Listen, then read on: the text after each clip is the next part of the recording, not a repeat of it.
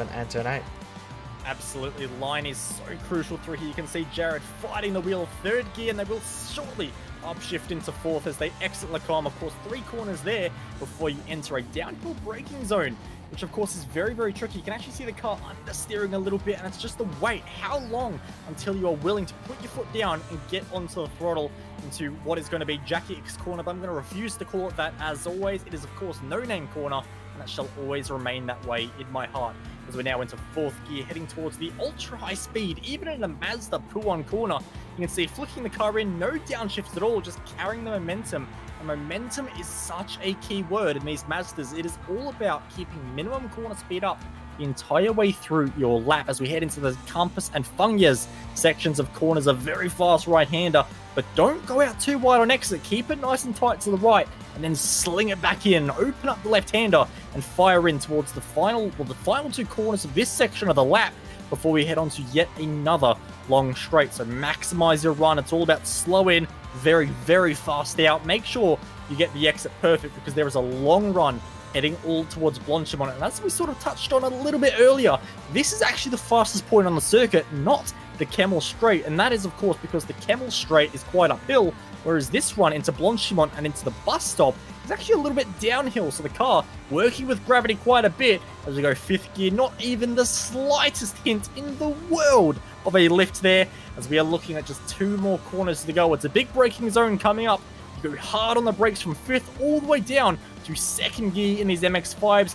Slow in, fast out once again. Momentum is the key, and that is a lap here at Spa-Francorchamps as qualifying is currently 5 minutes in. An interesting thing we were talking about a little bit earlier, Jay, these cars are so slow around here, you only get 1 lap. Yeah, an 8-minute qualifying session. By the time you do your outlap and start your flyer, you'll legitimately get a lap and a little bit in. So we're only going to see 1 attempt from all of our drivers in the field, which means that this is probably more crucial of a qualifying that we'll see pretty much for the entirety of the rest of the season. We were going to have a look at the schedule for the season, but we may not have time as our first times come through. Caleb Hydes will be the first time on the board, and I don't even know if he's going to get a lap time registered. Yep. And he doesn't go P1 though. No, his lap time did not count for Caleb Hydes. And that is a disaster. Car number 1, so the highest I rating in the field for Caleb Hydes at 5.1k. Sadly, 5.1k is at jeopardy if he finishes down the back of the order, which is where he is going to be starting. Not enough time to get a second lap in. The person who has nailed their first lap at the moment is Akira Iwata, who was on a 48.2, but 48.2s are pretty popular because Daniel Cabrera Perez in position number 2 also matching that lap time. And then basically just exactly 1/10 off is Jean-Robert Delacourt in position number 3. So we always know these MX-5s are very well known for close racing. At the moment, in our first qualifying session over, let's not forget, what is essentially a 3-minute lap. We've got a 1/10 separating the top 3. It's incredible how tight it is. It's great to see this field so close in these early stages of the championship as well. And what will be our 2nd longest circuit on the calendar as well is go to your favourite track at one point as well, that being Nordschleife. Absolutely looking forward to the Nordschleife. I believe that is going to be round 4 if we want to get the schedule up. We may as well take a look at it. Of course, second laps will not be counting for anybody, so we're not missing any action on track. The grid basically set in stone. But yes, of course, the Nordschleife is one of the rounds that will be featured on the calendar. It's going to be an exciting one with all the long straights that are going on there. It's always been a bit of a favorite. You always see good participation at the Nordschleife and MX-5s, which is something you don't see for every class. As you can see there, we all start off in Spa-Francorchamps before heading to Brands Hatch and Alton Park. So a bit of a British flavour in rounds 2 and 3, which I'm looking forward to. It should work very well in these cars before we go to the Nordschleife, Lime Rock, and Nürburgring again. So 2 visits to Nürburgring in 2 entirely different configurations.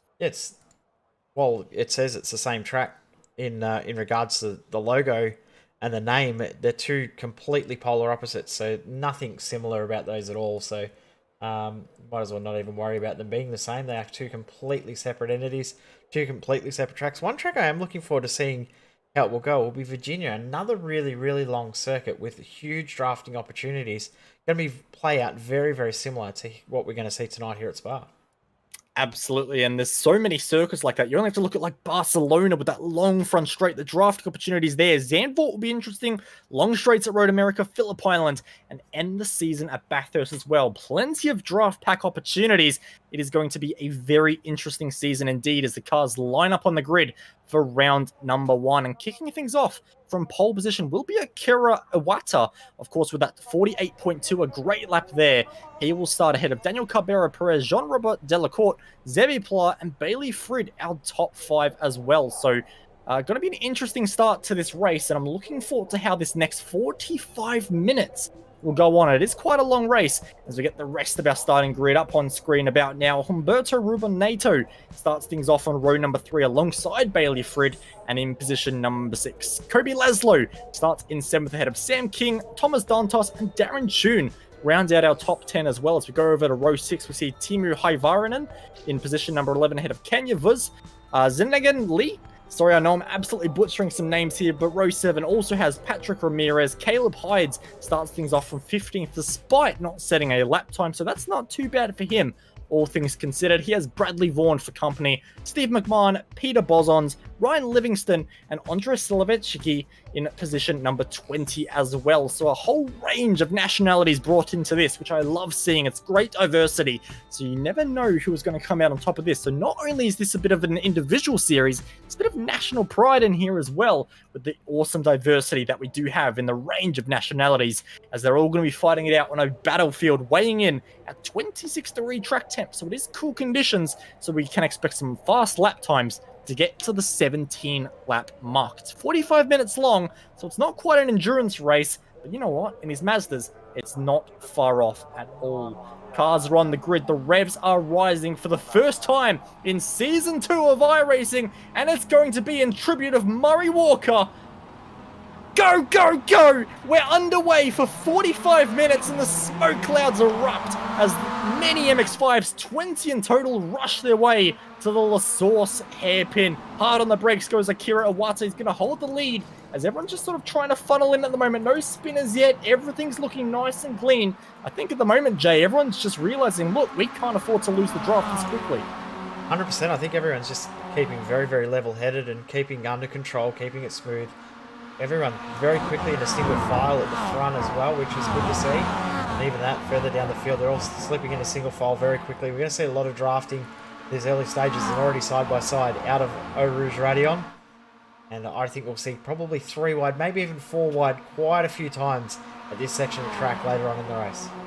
Absolutely. You might be wondering why we're not getting super excited about a battle for the lead 3 wide. The fact is, we're going to be seeing this all race long. These MX-5s love the draft, and battling is 24/7 as Jean-Robert Delacourt started in position number 3.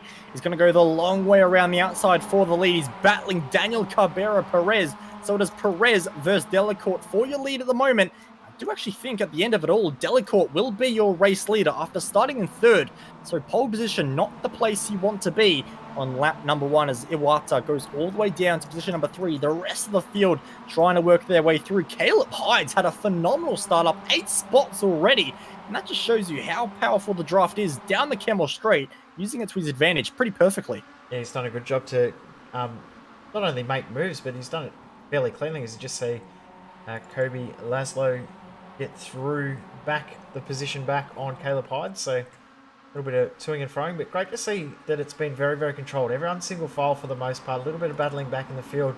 But I think the guys that are just battling at the back here are trying to do so because they don't want to lose the draft. The second you lose the draft, it can be race over. We have talked about, we were talking earlier in the week that if you do lose the draft, you could find yourself in trouble unless you can get yourself in a secondary pack that can work hard together to get moves done. If you find yourself without drafting partners and that can actually work that draft in a very, very intelligent way, you've got no hope of catching up to the guys in front. So you really need to be sensible in how you play this now. Absolutely. So many racing series, we talk about being fast and, you know, having outright pace, being able to make passes happen.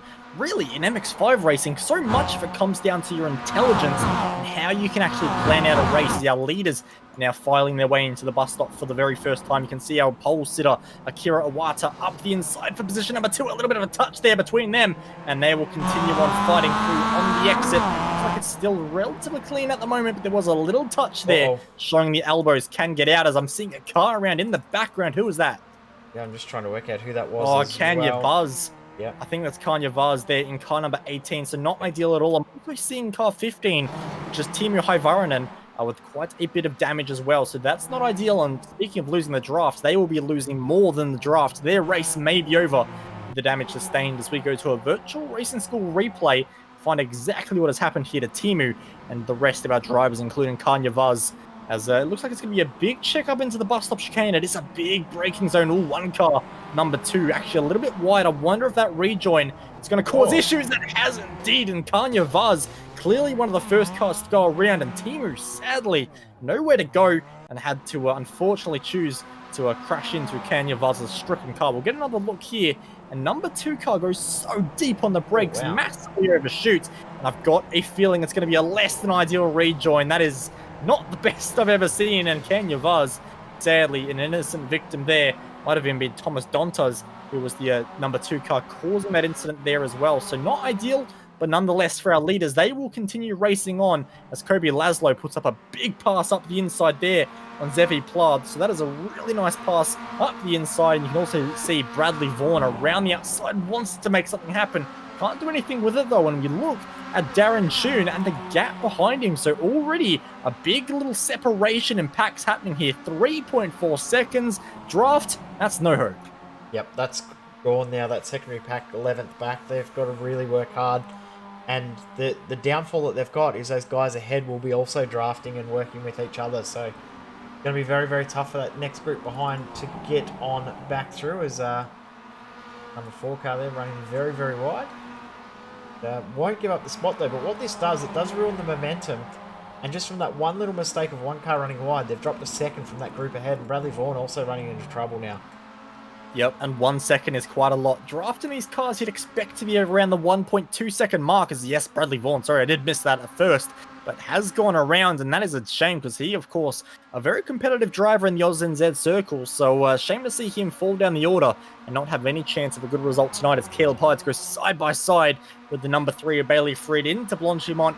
A very scary corner, but in these MX-5s can handle it very well indeed, and the pass is made as Caleb Hydes talking the entire way through on voice chat with that pass, so clearly a bit of friendship there between the two, making their way into the bus stop. And their charge continues as our race leader continues to be Jean-Robert Delacourt. Of course, started position number 3, got the lead, and hasn't let it go yet as he starts lap number 3 of what we expect to be 17.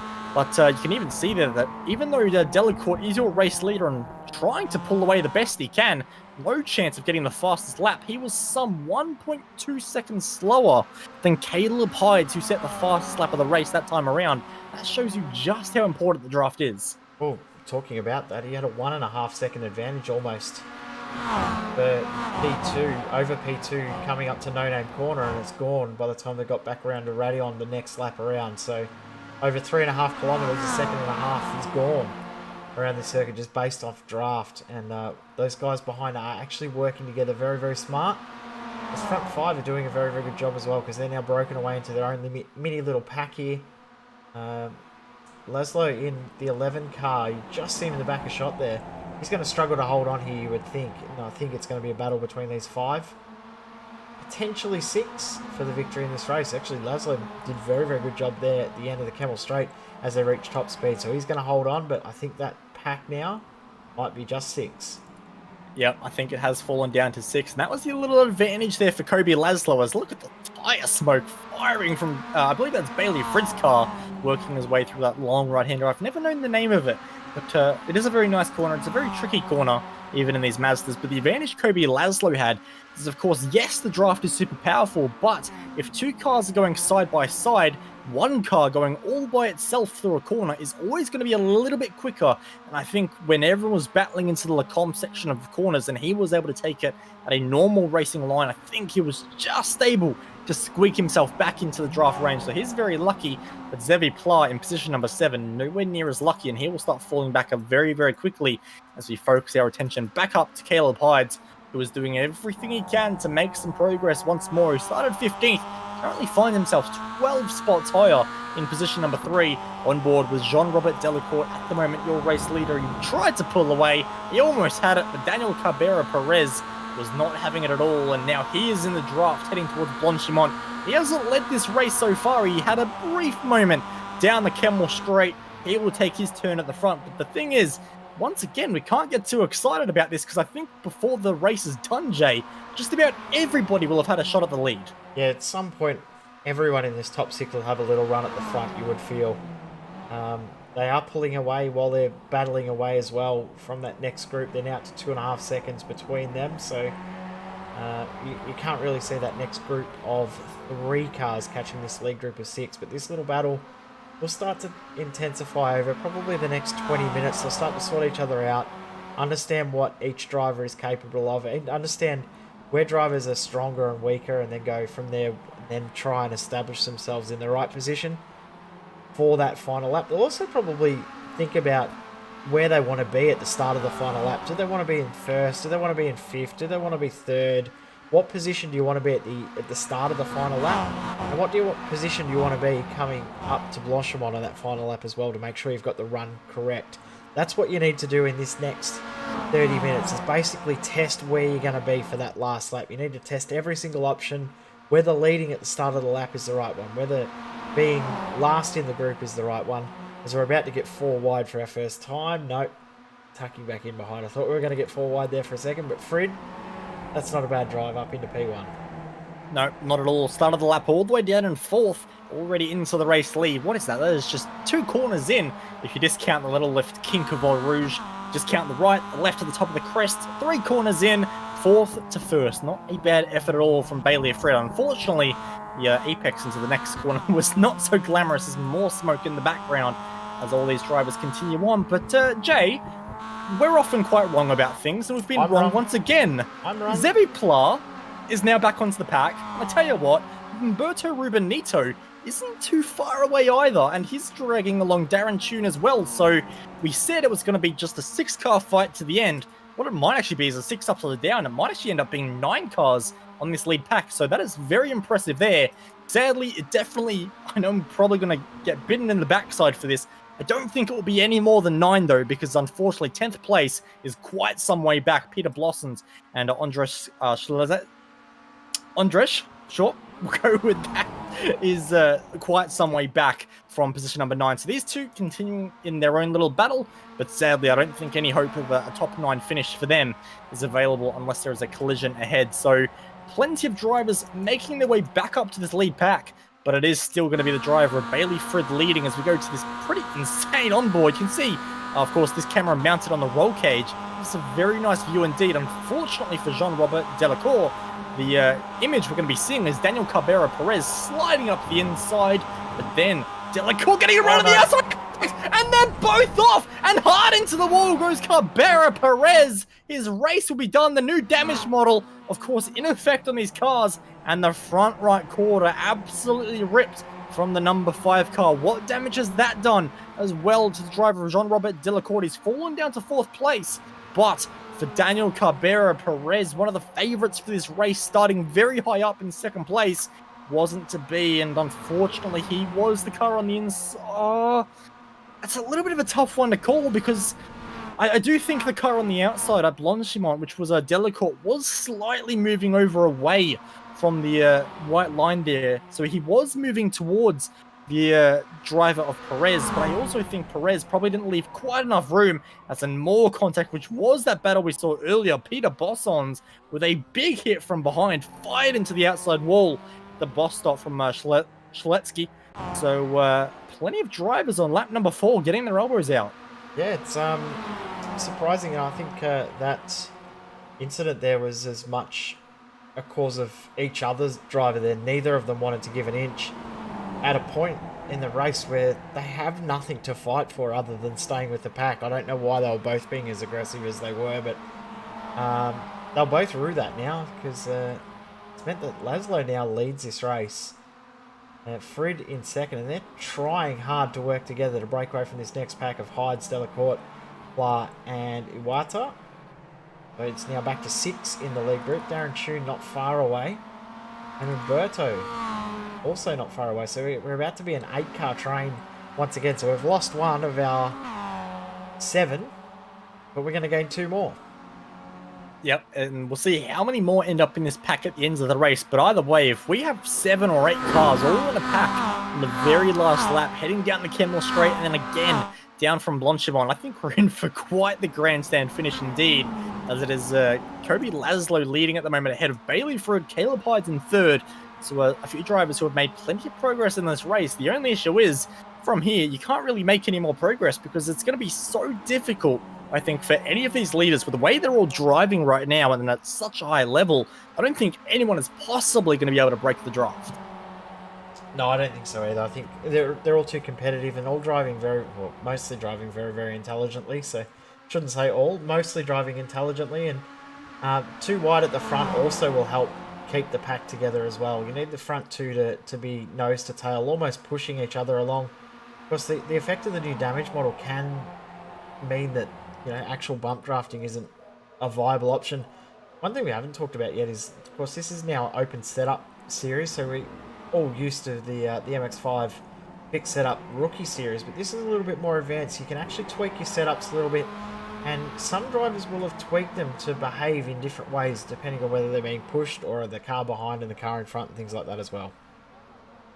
Yep, absolutely. I do wonder if by the end of the race, if we will see a few drivers willing to go for a bump draft. These MX-5 drivers are often a little bit crazy when it comes to the final lap, so I don't know if you can entirely rule bump drafting out. We may indeed see that. On the last lap, we'll see it for sure.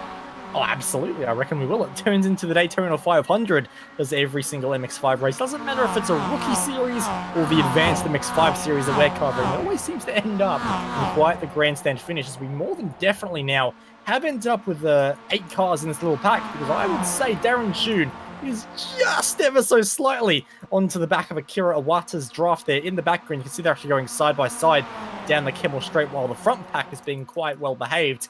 And this is actually interesting. No one's willing to go for anything. Oh, Jean-Robert Delacourt thought about it, but couldn't quite go for anything in the end. They're all just very, very sensible, willing to drive all by themselves. And that actually meant they actually did end up pulling away from Humberto and Darren Tune, who actually fought their way through Lacombe and cost themselves a bit of ground there. So they had a lot of potential. Darren Tune was actually the fastest car last lap around. Sadly, still can't quite get onto the draft, so there's still 6 cars in the lead pack, but 7 and 8 still very, very close. We briefly saw a little battle there as well. I believe that might have been Ryan Livingston and Patrick Ramirez, and plenty more behind, including Zengan Lee as well. So good little battles all the way around the track, and sadly a few broken cars as well from earlier contacts, but nonetheless, our battle at the front still raging on, and will rage on for the next little while. It's not worth forgetting that we're only a third of the way into this race. There's a lot more strategy, a lot more positioning for these drivers to figure out before we get onto that final lap as they make their way through Campus and Fungnias. A gorgeous section of corners, always liked it. You can set up some very cool overtakes there indeed, as Caleb Hydes continues to fill the rear mirror with Kobe Laszlo at the moment, working their way up. This corner is called Fungnias. Oh no, it's Port Frere, isn't it? Yes. Curve? Yep. Yes, there we go. Always learning the corner names here at Spa. There is a lot to remember, like you said in the intro, that you know how good a circuit is based on how many corners are actually named rather than numbers. And Spa definitely one of them. Caleb Hydes, not entirely sure there was a gap there, but he's gone for it anyway, and promptly backed out of that. That was a risky move on lap 1, and I did notice he had 2 wheels in the grass on the right side and on the left side. I do wonder if there's a few little tactics maybe being played in regards to tyres there from Caleb Hydes, and maybe that means he's thinking about launching an overtake in the next corner or two. Of course, Kemmel Straight coming up closely once again. I'll have plenty of drivers going side by side through there, as checking my little lap update every single time on the progress of Humberto and Darren Tune. They're just so close, they're not quite there. Gap was 1.3 that time around between Humberto Rubenito and Akira Iwata. That time around, I think 1.3 is like right on the bubble. It's so close, but not quite there. Yeah, they're really close to getting that draft. I think Darren Tune probably would be smarter to tuck in right underneath Umberto's rear bumper rather than try and make a move. You can tuck in underneath. It might just give a little bit of an aero to help move them forward. It's down into 1.7 seconds just coming out of turn 1 and up to Eau Rouge, so fairly big difference. But if anything's going to help, it's probably 3 wide because these guys are starting to try and work out where they want to be for that final lap. Yep, it's side-by-side for the lead, it's side-by-side for third. Amazingly, it's not side-by-side for fifth, but it will be, I'm sure, in the coming laps as Jean-Robert Delacourt goes up the inside there of the, sometimes blinking, Kobe Laszlo, and he will dive up the inside into this next right-hand. You can see the car skating on the inside as he dives up the inside of Delacourt, who's holding it all the way around the outside. Is he able to keep a nose there? He is, but is this battling really worth it? I don't think they're going to lose the draft. They should still be relatively comfortable to stay in the draft of Caleb Hydes and Bailey Frid, but that kind of battling, especially this early in the race, sometimes it's not worth it. Sometimes, instead of being in third place, sometimes being in fourth place is better if it means you're not losing the draft to the cars in front. Yeah, you got to think long term. You got to think full race picture, and losing a spot now might be the difference between staying in the draft and giving you a chance at the win, or being completely out of it. So sometimes it's better to just back off and maintain the momentum, maintain the flow, and think that at this point in the race, you're not just working against one car. You've got to work together with everyone else to make sure that you have a chance to win the race. You can very, very easily throw away a potential race win just by being greedy and forcing your opponent that you're battling with to drop off from the battling group ahead. You fight too hard too early, you'll find yourself back where we're seeing the likes of Andres, who's now 12.5 seconds off the pace. So we've really only got a top 8 battle now. Yep, indeed, as everyone's really trying to work their way into the picture towards the final few laps of this race. But the thing is, we're not even halfway yet. There's still so many more battles to go as Jean-Robert Delacourt sends it from about 40 postcodes back, doesn't quite make it. The stamp was expired, couldn't get the delivery. It was all kinds of wrong. The delivery agent told him, no sir, this package cannot be sent off. So he will have to sit behind, or maybe for just one more corner, because turn number 1 looks like a good opportunity to go for a pass, and he will go for it around the outside on Caleb Hydes. He runs so far wide, and he's not going to get the exit that he really needs. He'll have to sit behind all the way through Eau Rouge and try again down the Kemmel Straight once more. So plenty of feisty, aggressive battling still happening, even though these drivers have so long to go. Even ZV Pla was looking up the inside there of Kobe Laszlo into Eau Rouge, and I do think before this race is over, we could see some moves happen side-by-side through Eau Rouge and Radion. So that'll be spectacular to see, but I think these MX-5s, with the weight and power they have, may actually be able to hold side-by-side through Eau Rouge pretty easily and nicely. So that'll be cool to see as we go on board with Jean-Robert Delacourt, who goes side-by-side there with Caleb Hydes, who isn't going to go side-by-side with Jean-Robert Delacourt. He's going to go side-by-side with Bailey Frid instead and try and make his way all the way to the race lead. The unfortunate thing for him is he wasn't able to pull it off and almost left himself vulnerable to Delacourt there, but thankfully Delacourt runs a little bit wide, couldn't get the exit, and will have to settle for third once more. So Caleb Hydes back up towards the front. Bailey Frid really being the consistent force at the front of the field. He's really comfortable just leading this race from the front. He doesn't really care about being in second place and benefiting off the draft. 100%, he's just happy being in that spot. I think he's worked out where he's going to be strongest, and thinking second car back, third car back is the best place to be rather than being the leader. The leader's got to do a lot of the heavy lifting and a lot of the hard work. So just sitting there second car back, third car back isn't necessarily a bad thing. One thing I will say is I was about to mention that the draft may have been broken for that next group behind of Darren Tune and Umberto. They were 2.3 seconds behind at the end of the Kemmel Straight. Well, that's gone. They're now under a second behind just because these guys are starting to fight a little bit in the secondary grouping of this lead pack. And just like that, Darren Tune, he's in the draft and is now back in with a shot at potentially winning this race. And I'm very happy to see that. They have slogged away for the last 7 or so laps, They've really worked hard. trying their best to get back in that draft. It wasn't an easy effort by any means. They had to work hard for that over 7 laps, and finally they got there. They have an opportunity now to go for this win. And hey, I say I don't care who wins this race as long as it's a good fight. And we now have 2 more cars to fight it out for the lead. But how big would this lead group be? Because Kobe Laszlo off a little bit from Delacour. I think he'll be okay because he brakes ultra late into the bus stop chicane, but they do have to be careful to make sure no one cuts off the draft accidentally from one another, as Akira Iwata already having to defend quite heavily from Darren Tune. So Darren Tune, he's thought to himself, I've been working so hard to catch up to you guys. I'm not going to waste any time when I get here. I'm going to make sure I go for passes immediately, as Delacour defends heavily from Kobe Laszlo. He's going to go for a bit of a crossover here. Couldn't quite get the exit. But how cool was that? Zivi Ply, you saw him turn in to La Source just then, and you can actually see the brake discs absolutely glowing, and they're still glowing. They are not cooling down anytime soon.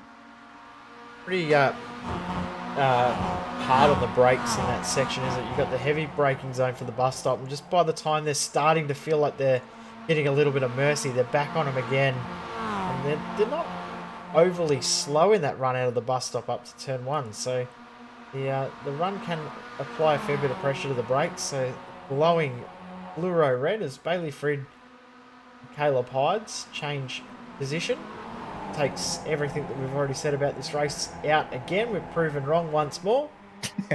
Caleb Hydes doesn't care if he's leading or in second or in third. He doesn't care. He's just happy to be anywhere near the front. And anywhere near the front gives you a chance of winning this race, considering we've just ticked over the halfway point. We have, and Kobe Laszlo had to tick on to the brakes just then on the exit of Lacombe, as Delacour is getting very aggressive with his passes, and actually squeezed out Kobe Laszlo quite a bit on the exit of Lacombe. And Kobe, of course, just thinking self-preservation and jumped onto the brakes. But Delacour does have to be careful, because at the moment, I wouldn't say he's particularly leaving the room that other cars desire. I mean, that's more than enough room to the car around you by running off the circuit. But Delacour just being very feisty in battles with one another, and that will be playing on the other drivers' minds, because like you said earlier, all this time they're thinking about what they need to do on the final lap and testing themselves out against one another. For some of these drivers, if they're thinking in the last lap they've got to get past Jean-Robert Delacour, they can see how aggressive he is being. They can see he is not afraid to squeeze you out on a corner exit, even if it means one car goes into a barrier. And that will be playing on these drivers' minds, thinking, okay, if I go for a pass on Jean, I have to make it clear, cut, and precise.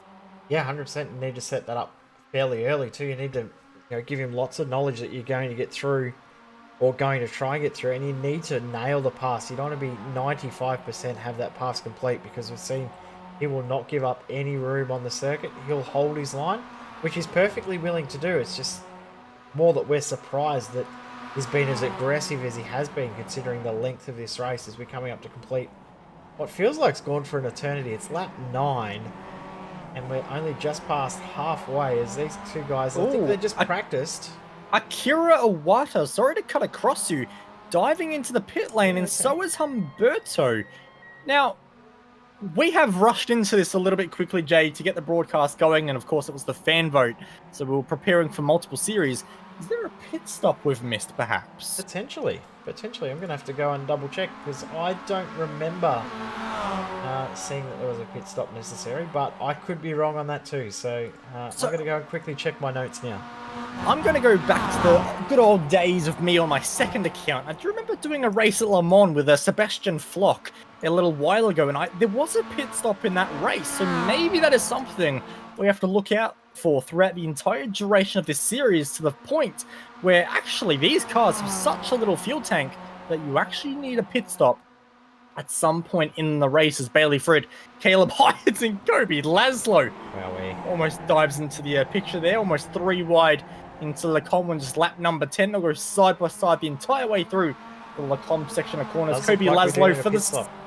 We do need a pit stop, yep. So a little bit more strategy thrown into the equation than we first thought. So there is new ball games being played out the entire way, and that makes things very interesting, because Akira Iwata, of course, our pole sitter, one of the first cars to dive into the pit lane. So clearly Akira thinking, you know what, I can go faster by myself than our race leaders can in a draft. So clearly Akira willing to do something a little bit different, throw a curveball, and that is brilliant. I absolutely love that from our pole sitter, as Bailey Fried is our race leader at the moment, working the way through the long left-hander at pull on. Kobe Laszlo in second, Caleb Hydes in third, Jean-Robert Delacourt in fourth, and Xavier Pla is your top five. And, you know, there's only 6 cars in the pack, so let's not discount Darren Chun in position number 6 as well, as they work their way through Campos and Fanyas for the 10th time on this lap. And I wonder if anyone is willing to respond to Akira Iwata, who, of course, decided to dive in at the end of the last lap, as Andrzej Slavecki has been very, very vocal in the in-game chat. He's been making sure all his feelings are well known. I think, unfortunately, has found himself on the wrong side of a bit of contact there, and he will fall down the order. Humberto Rubenito, of course, I shouldn't forget, pitted with Akira Iwata and ended up ahead as well. So Humberto making a lot of ground up in the pit stop. So interestingly, from my timing screen at the moment, Iwata was actually a long way slower in the pit lane, to the form of almost 4.2 seconds, as holy train, they're all diving into the pit lane this time around. Not a single driver, apart from Jean-Robert Delacourt, will dive into the pit lane, and I don't like his entrance at all, because the thing for Delacourt was that he actually went to dive into the pit lane himself, saw absolutely everybody was diving in as well, and then he backed out at the very last second. But what that meant was he had a shocking run onto the start-finish line, so I think he would have lost maybe a second or more in that particular pit entry. If you're going to go for a pit lane, make sure you commit to it nice and early and stick to your decision, as more drivers decide to dive in on this particular lap. Only a few drivers have actually stayed out so far. One of those is, of course, our race leader, currently Delacourt. But Humberto Rubenito was the first to dive in, along with Iwata. Where will they rejoin the circuit? You can see some of our first drivers typing out as they're going to go side by side. And Caleb Hyde spun on pit exit, and he's got damage to his car. And he may be out of this race, just judging by the drive of his car. He is coming to a halt. It's rear right. Yep, you can hear the car actually revving freely as well. Oh, he's very upset on in-game chat as well. Of course, unhappy that his race is over. And I have to say, quite frankly, he did very little wrong. Of course, it's hard to see with the pit angles there. But I do think there was a bit of an overlap there that really shouldn't have been there. And Xavier Pla, I believe, was the driver involved who made that contact. But what that has all done and shaken out to be is we get another replay. Yeah, it's a little bit of an unfortunate thing. I really think Pla should have just backed out. Of course, there's no incentive to go side-by-side through the pit exit, of course, because if you're behind the car in front out of the pits, you're going to get the run up to the Camel straight anyway. Yeah, exactly right. You're better off tucking in behind and not worrying about it too much, because you're going to get the position done quite easily by the time you get to the end of the Camel. Now, what this has done is Umberto is now the race leader, so that a 1 lap earlier pit stop has really helped him. Now, one thing we didn't talk about there with Jean-Robert Delacourt's option not to pit is he's out there by himself. No draft, no help, no assistance. That is not necessarily a good thing in regards to your lap times. He could find himself a couple of seconds off the pace. You already said his last lap was a little bit slower because he was compromised in his run.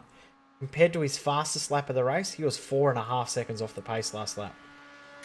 Yeah, it was not an ideal run there for Delacourt. He will dive into the pits, I can only assume, at the end of this lap. We'll see where he does end up joining in. But just looking at my live delta splits that I have between Humberto and Delacourt, it is actually Humberto taking quite some chunks of time at the moment out of your provisional race leader. So Humberto, of course, who was one of the first drivers to pit, along with Iwata, who is still kind of hanging on to this little draft train here, are definitely benefiting from this at the moment. Bailey Fried in second, Kobe Laszlo in third, once all the pit stops shake out, I would imagine, unless, of course, Jean-Robert Delacourt has managed to fuel save quite a lot. And that's one thing we didn't count on at all in the first into this race, was fuel saving. Maybe Delacourt can come out in this little pack, but I've got a feeling he may be too far back and will lose a fair bit of time, as Bailey Fried, of course, always content to lead this race from the front, goes to the lead once again up the inside at the bus stop chicane, and Humberto Rubenito will drop back down to third place on track for now, but more than likely will be a provisional second place, as they are blasting past the start-finish line now. And unfortunately, for some of our drivers, still waiting for them to get off the jacks. Jean-Robert Delacourt still waiting and waiting and waiting. He's off the jacks now and rolling, but sadly the giraffe train is already long gone. I don't think he will be a factor in the end of this race.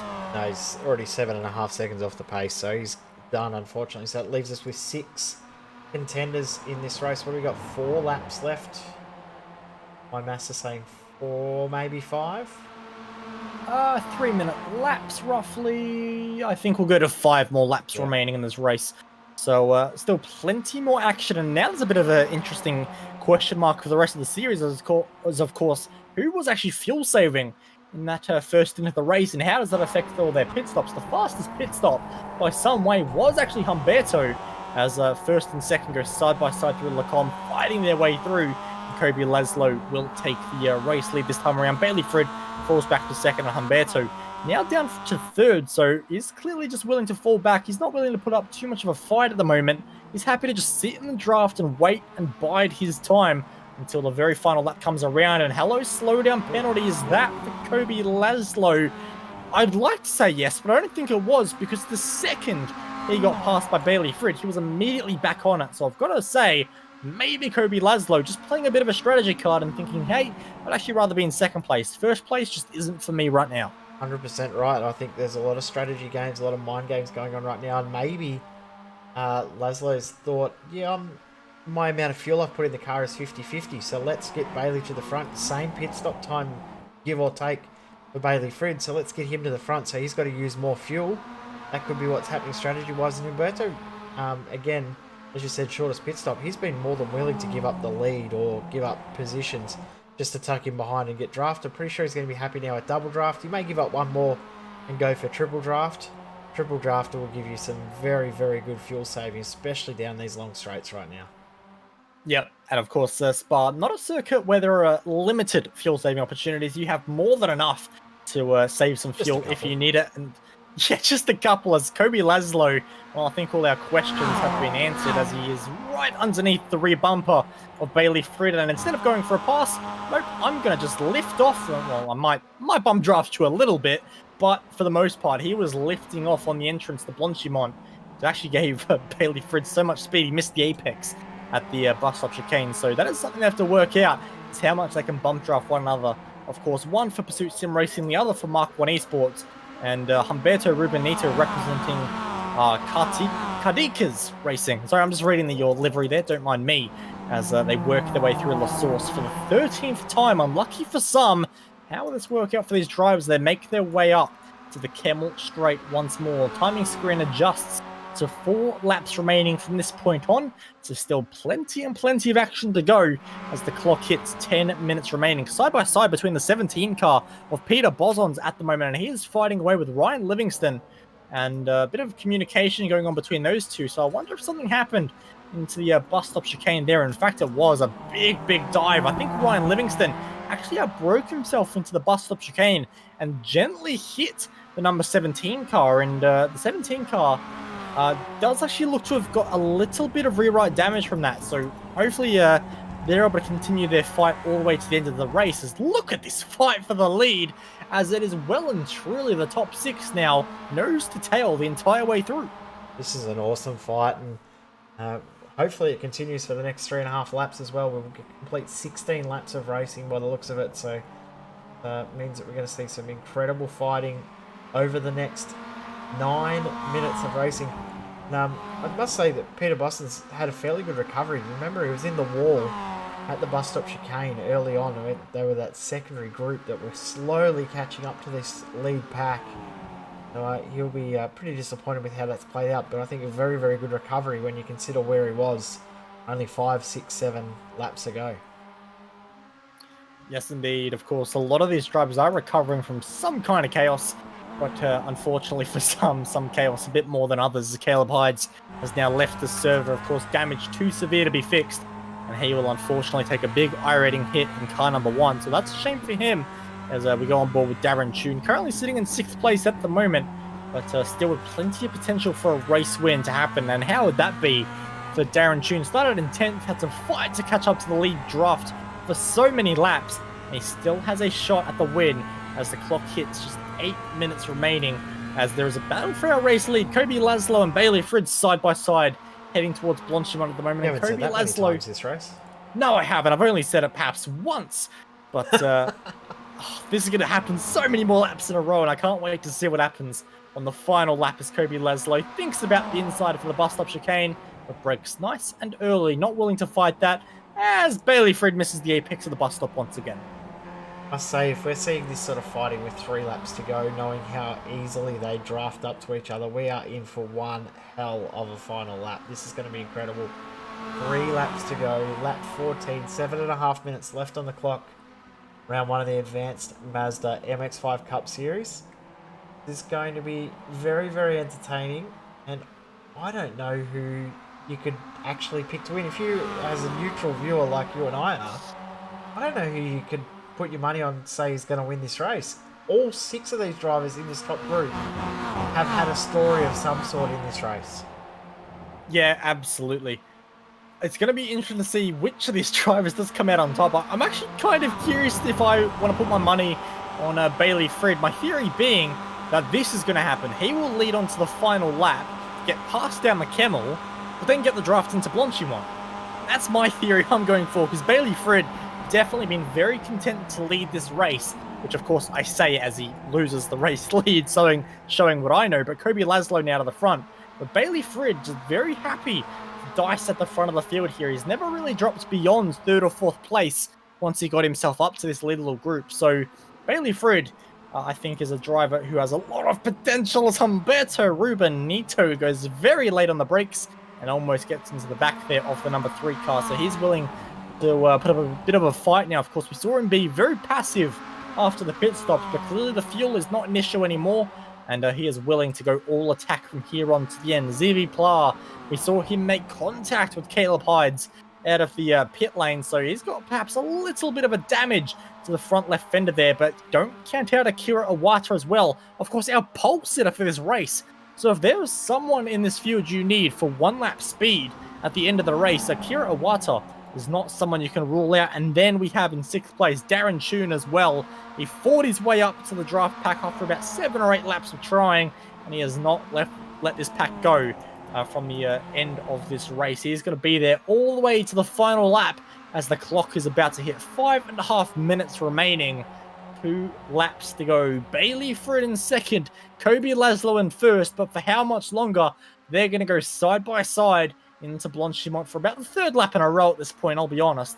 And it will be an easy around the outside pass there as Humberto Rubenito goes for a big lift. So he has absolutely no intentions right now on being any higher in this battle than 3rd. Yeah, I think he's just quite content sitting back watching these guys battle. Oh dear. Oh, that's a big move. You've got to be careful with the rejoin.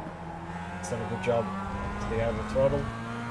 We'll drop all the way to the back of the field. One thing I was about to say when we were talking about Bailey Frid down the Camel earlier when he gave up the lead to Kobe Laszlo, was that the draft is that strong that you can come out of Eau Rouge Radeon in the lead, lose the lead, tuck back in the car, behind the car that passes you, and get enough overspeed from the draft to actually get a move back done again before you get into Lacombe. So the draft is that powerful in these low downforce, low power cars. Kobe Laszlo's slow down penalty is really hurting him now. He's just getting back up to full speed now, but he really needed to do that before he got into the hairpin.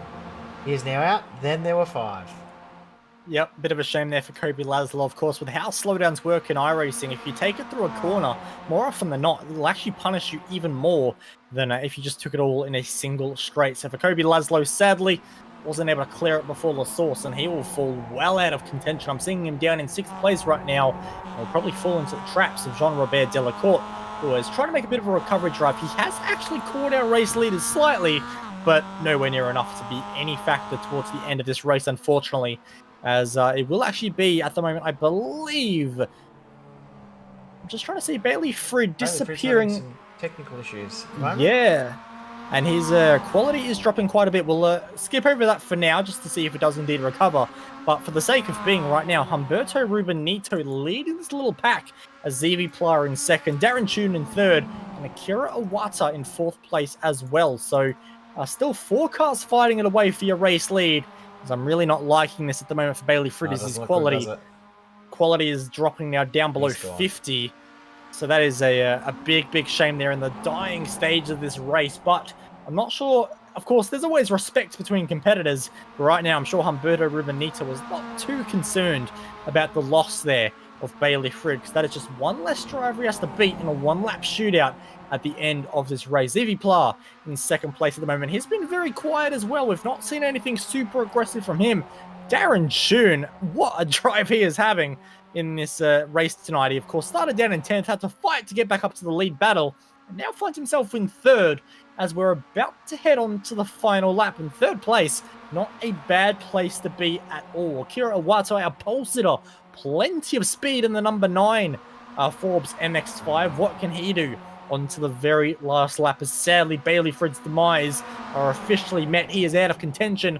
It is a 4-horse race onto the final lap here at Spa-Francorchamps. It's going to be a long lap, but it is going to be a very exciting lap indeed. And leading us all off will be Humberto Rubenito. And I didn't know we had Alex Horn broadcasting our series tonight. Very nice camera work there from Mr. JK Kennedy as Zivi Pla in the draft. No attempt at a pass into Los Source, because what is the point? There is a much better opportunity coming up. And that is exactly what all these drives have been eyeing off at the start of this race. It is a long run up the Camel straight. All of them are in the draft of one another. Humberto Rubenito is in the box seat to be passed, but can he do what Jay said and then repass the driver of Zivi Pla if Pla does indeed go for a pass? Or does Zivi in the number 4 car think of something a little bit different and just sit behind a little bit and wait for the Blanchimont straight? I've got to say, I think that might be what he's doing at the moment, but he has to go for a pass, because look at this. It's going to be an attack from all angles there. The number 6 car, Darren Choon, looks up the inside. Can't do anything with it. It's going to go side by side for first, side by side for third. Got through the transition, contact, and Rubenito is out of contention. It is probably game over for him from there.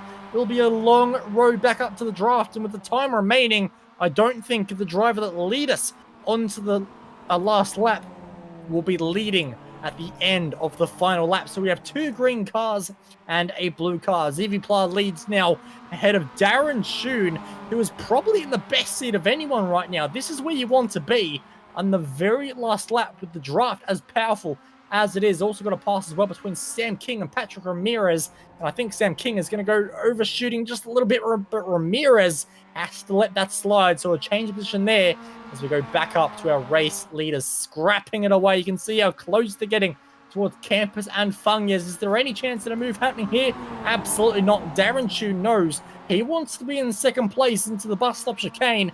That is where the pass and dive can be made. Look him attack the curb on the inside, looking for every which way to close up so that he is at the absolute prime position into the final braking zone. A great run there for Zivi Pla onto this final straight, but unfortunately for him, a great exit is going to do nothing compared to the draft we have here. Akira Iwata, don't count him out. Pole sitter, of course. Can he do something from third as Darren Choon closes and closes and closes? Which way does he go through? Blanchimont into the back of Zivi Pla, and that's killed his momentum. No momentum now for Darren Choon. He has to get brave on the brakes. Something has to be done here, because his actual slipstream has been completely ruined. Hard on the brakes, that will go. Choon will go to the outside, but it won't be enough. Zivi Pla is going to cop the inside. Is there going to be any kind of last-minute move? Choon can't get it done, and at the end of it all, it will be 16 laps. The checkered flag, though, will fly in round 1 for Zivi Pla. He started in 4th, he got his way to the lead, and at the final lap, he defended perfectly down the Camel into the Blanchimont section as well, and would take the victory there. Sam King in his battle with Patrick Ramirez. Looks like he'll win out. Ramirez just doesn't have the speed. In fact, I don't think Ramirez even has the fuel. He is coughing and spluttering and could get passed by this battling duo, including Zengan Lee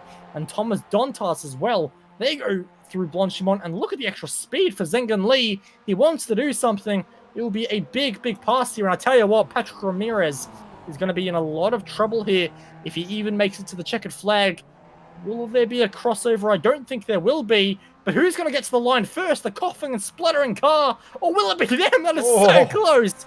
but I do actually think the coughing and spluttering car get there in the end. I'm just double checking to make sure. Yes, Ramirez got there by 0.2 of a second in the end. I must say, drive of the day, even though we saw how good that was from Tune, Umberto, and Pla. But Sam King, what a drive from him. He actually started that race in the pits. Got himself all the way up into P7. That's a pretty incredible drive, but what a race that was. And I'm looking forward to the rest of this championship now. That was some incredible driving. And we're in for a really, really fun rest of the season. Absolutely. 45 minutes of drafting, attacking, and strategy. And more strategy than we thought, with a pit stop included in these races, will only surely mix this season up as we'll go and get our results up on screen in just a moment there as the rest of the drivers come across the start finish line, including Bailey Frid, who was still trying to finish off his final lap. But the person who finished their final lap first was Zevi Pla. 16 laps in the books, and he would win it by the narrowest of margins, 0.4 of a second, defending hard from Darren Tune. Third place and 0.6 back would be Humberto Rubenito, and then your top four within 0.8 of a second. Pole sitter Akira Iwata sadly would not quite make the podium. Jean-Robert Delacourt was very punchy early on, but the pit stops didn't quite work out for him. 5th place would be a good effort, though, considering he lost the draft. Kobe Laszlo in position number 6. Sam King in 7th, with a great drive there from the pit lane of all places. Patrick Ramirez in 8th, ahead of Thomas Dontas, and Zengan Lee in position number 10. Go on, you can get through the rest of them. I'll set up Get through the rest. Week. We'll see how we go as Peter Bossons will finish in position number 11, ahead of the unfortunate story of Bailey Frid in position number 12. Kenya Vaz in 13th. Of course, we saw some dramas early on for Khan. Ryan Livingston in 14th, and Daniel Cabrera Perez, the very early casualty at Blanchimont. And he would finish in 15th, but would get back out on track and kick a few more laps down. Bradley Vaughan in 16th, ahead of Timu Hyvarinen, Caleb Hydes, Andrzej Slovecki, and Steve McMahon sadly would finish all the way down in 20th place at the end of 16 very interesting laps, Jay. That was an incredible race, and well done to all these guys that actually got finished. But yeah, what a heartbreak for some of the guys, but what an absolute fantastic race for others. It was an incredible battle the whole way through, and congratulations to Zevi Pla, Darren Tune, and Umberto Rubenito for their podium. Yes, indeed. A very exciting race number 1. And it would be the 3 of them on the podium. But who will be on the podium next time out at Brands Hatch when we go to not the Grand Prix circuit, but the ultra-short, high-speed Indy layout where it passes into Paddock Hill Bend, and the final corner should be entertaining all the way to the end of the very last lap. This is the Advanced Mazda MX-5 series. I'm Bo Albert. On behalf of JK Kennedy, my co-commentator and director for tonight, thank you all so much for watching SimSpeed TV's coverage, and we will see you next time.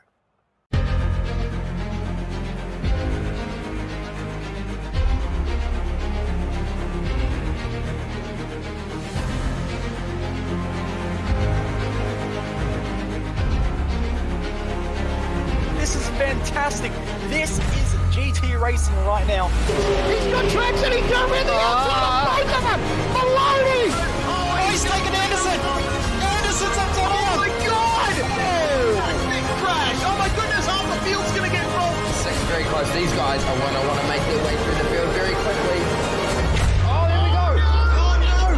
That's massive! This is it! This is over! I can't believe this! Oh my god! God, what?